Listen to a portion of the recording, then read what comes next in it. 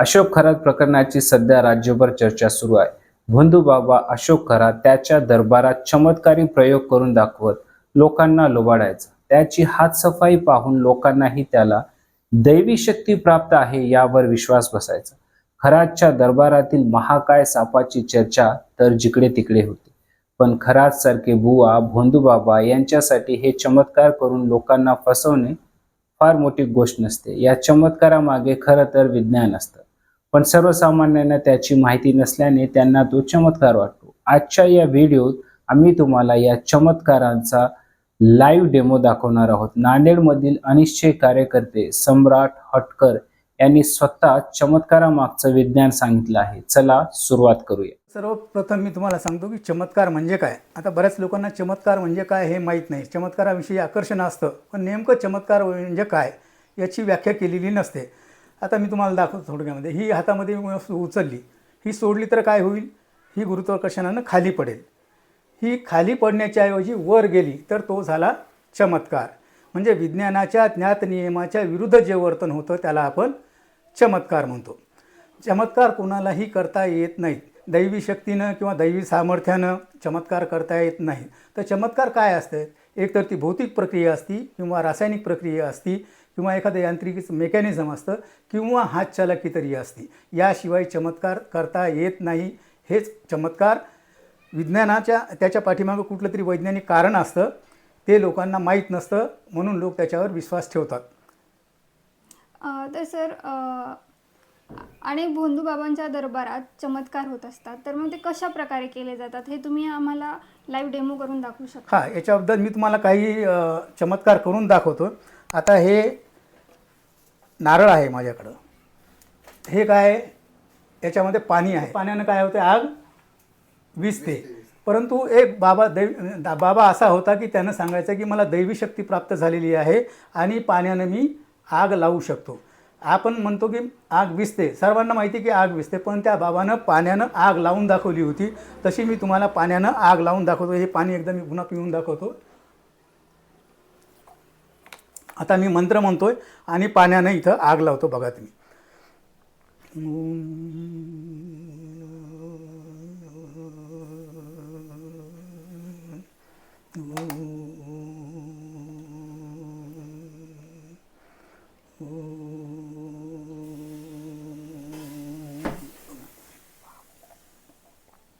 बघा, ही पाण्यानं आग लागलेली आहे.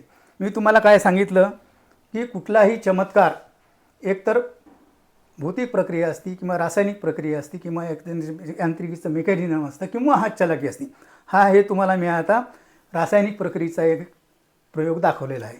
असे अनेक प्रयोग आहेत, तुम्हाला वेगवेगळ्या पद्धतीचे मी प्रयोग दाखवू शकतो. आता माझ्या हातामध्ये हा कपडा आहे, हा कॉटनचा आहे. याला जर आपण आग लावली तर काय होईल, हा जळून जाईल. बरोबर आहे. आता हे बघूयात आपण काय होते ते. मी याच्यामध्ये कपडा त्या वाटीत टाकलेला आहे आणि मी याच्यामध्ये पेट्रोल टाकतो.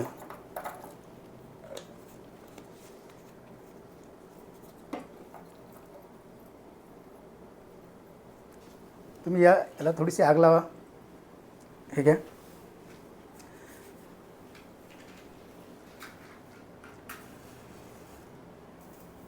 लाईट बंद करा. लाईट बंद करा. लाईट सगळे बटन बंद करा. 1 2. हां, दिसते हे तुम्हाला आग लागलेली दिसते. हो. हां, दिसायला लागली आग. हां, काय व्हायला पाहिजे, आग लागल्यावर हा कपडा जळायला पाहिजे. पण माझ्याकडं मंत्र आहे, दैवी शक्ती आहे. मी मंत्र म्हणतो आणि बघा,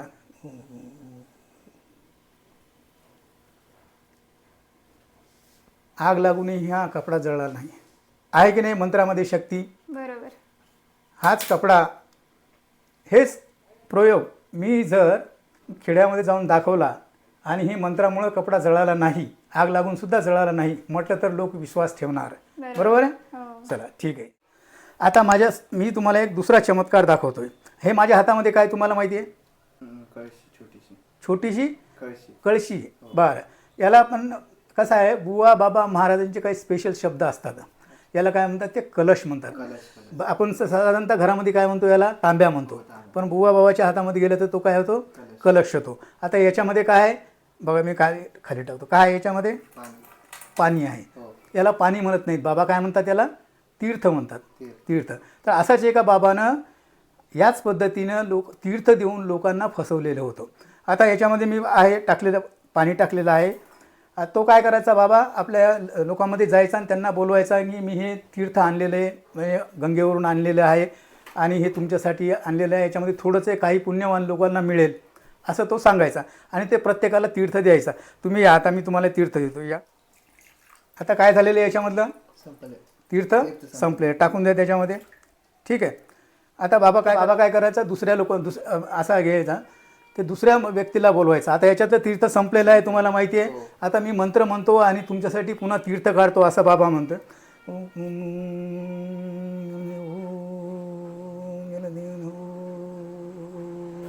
या पुढे या, हात पुढं करा. आता हे दुसऱ्या व्यक्तीला द्यायचा, तो असं द्यायचा. हां, आता याच्यातलं संपलेलं आहे. हां हां, पुन्हा काय करायचं, तो तिसऱ्या व्यक्तीला बोलवायचा, मंत्र म्हणायचा.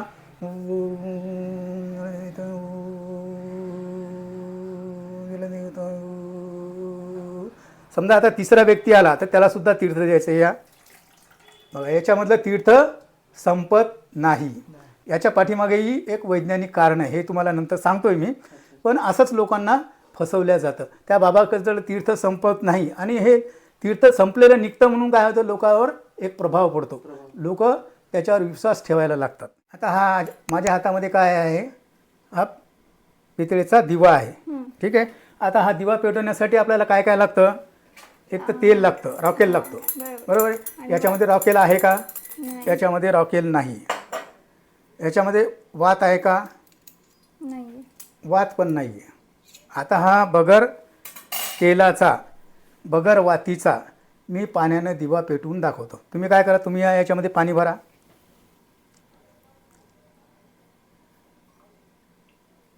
भरलं पाणी, हे बघा यांनी याच्यामध्ये पाणी भरलेलं आहे.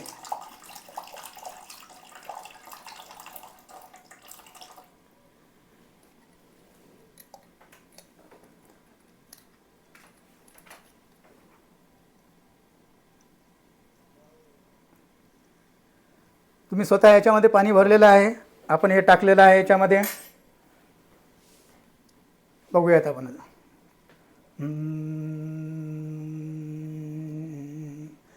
या दिव्यामध्ये पाणी आहे, तेल नाही आहे, दिव्याला वात नाही आहे. हा पाण्याचा दिवा मंत्रशक्तीच्या जोरावर पेटणार आहे. चला ती माचीस घ्या, बघा.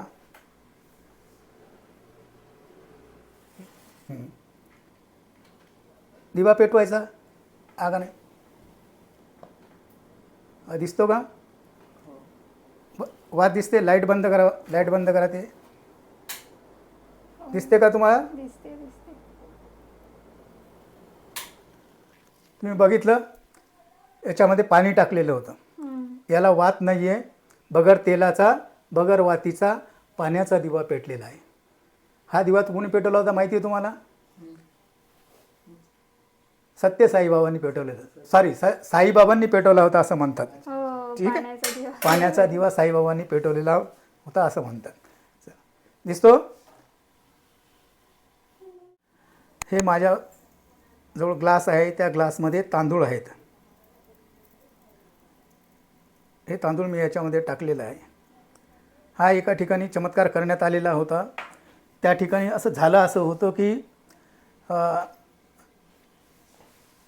एक दाम्पत्य होतं, त्याचा मुलगा अभ्यासामध्ये अतिशय हुशार होता. परंतु काही काळानंतर असं झालं की त्याच्या मुलाचं अभ्यासामध्ये लक्ष लागणं गेलं आणि 6 महिन्याच्या परीक्षेमध्ये मार्क कमी पडले. त्याच्यामुळं त्याचे आईवडील चिंतेत झाले की हा मुलाला काय झालं, की आपण हे नवीन घरामध्ये आलो, नवीन घरामध्ये आल्यामुळे हे झालेलं आहे की काय, म्हणून त्यांनी त्यांच्या एका गुरुला बोलवलं. तो महाराज आला.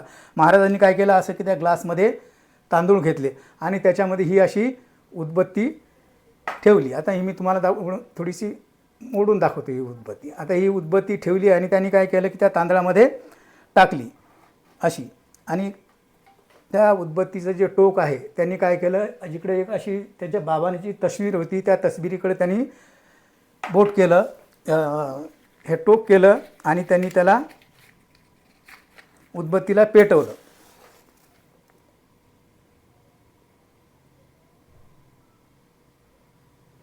पेटल्यानंतर त्यांनी काय केलं की मंत्र म्हणत म्हणत बाबांनी त्याच्यामध्ये पाणी टाकायला सुरुवात केली. तसं मी त्या पद्धतीने पाणी टाकतो, मंत्र म्हणत म्हणत पाणी टाकतो.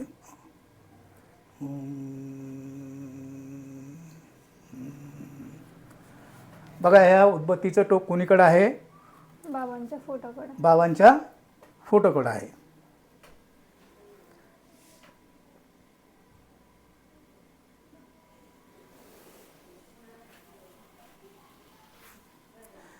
चला, तोपर्यंत मी तुम्हाला आता दुसरा एक चमत्कार दाखवतो. त्या उदबत्तीकडे तुम्हाला लक्ष ठेवायचं आहे. बघा, ही आता उदबत्ती काय झाली, या दिशेची या दिशेला आलेली आहे. त्यावेळेस त्या बाबांनी काय सांगितलं की तुम्ही जी तस्वीर लावलेली आहे ती त्या तस्वीरीची जागा चुकलेली आहे.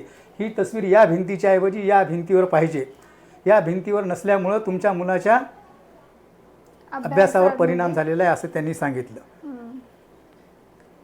आता याच्या पाठीमागची मी तुम्हाला वास्तव सांगतोय. आपण हा कपडा का जळाला नाही याचा चमत्कार बघितलेला आहे.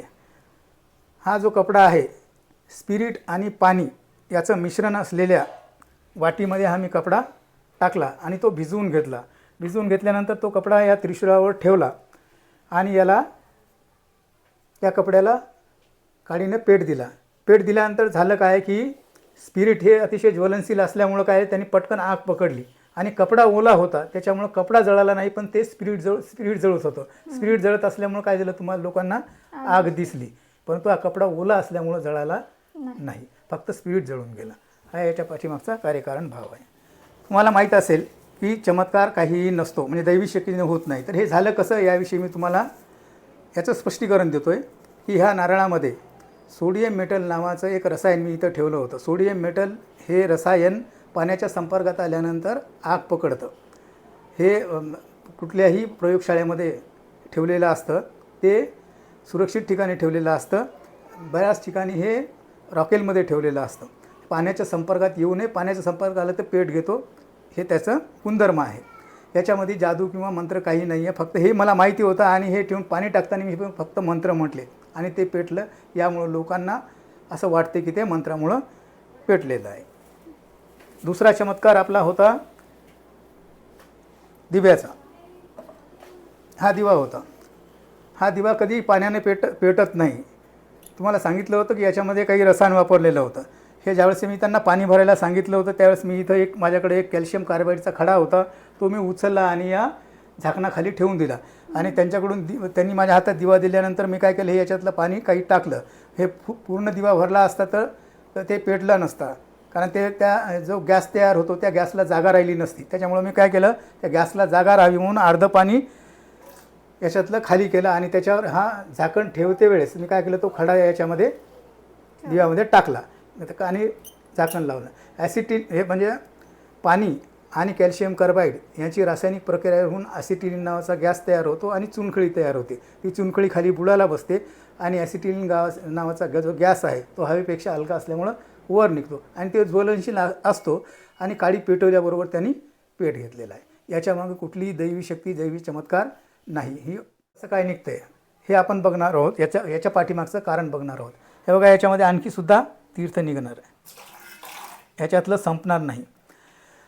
हा जो तांब्या आहे, या तांब्यामध्ये एक तांब्याचंच फुलपात्र वेल्डिंग करून बसवलेलं आहे आणि तुम्हाला दिसेल की त्या फुलपात्राच्या मध्यभागी एक छिद्र आहे आणि या तांब्याला या ठिकाणी एक छिद्र आहे. हे जे उपकरण बनवलेलं आहे ते हवेच्या दाबावर काम करतं. ज्यावेळेस आपण याच्यामध्ये पाणी टाकतो त्यावेळेस काय होते की ते पाणी फुलपात्राच्या छिद्रातून फुलपात्राच्या बाहेर पण तांब्याच्या आतमध्ये येतं आणि कधीपर्यंत येणार, ह्या छिद्रामधून पाणी बाहेर येईपर्यंत. इथपर्यंत आलं की ते दोन्ही पाण्याची पातळी समान होते. पाण्याची पातळी समान झाली तर काय करतो आपण, हे असं तांब्या धरला आणि आपण याला तिरकं केलं तर काय होणार, याच्यामधलं फुलपात्रामध्ये जेवढं पाणी आहे तेवढं पडणार, पण फुलपात्राच्या बाहेर या तांब्याच्या आतमध्ये जेवढं पाणी आहे ते तसंच राहणार.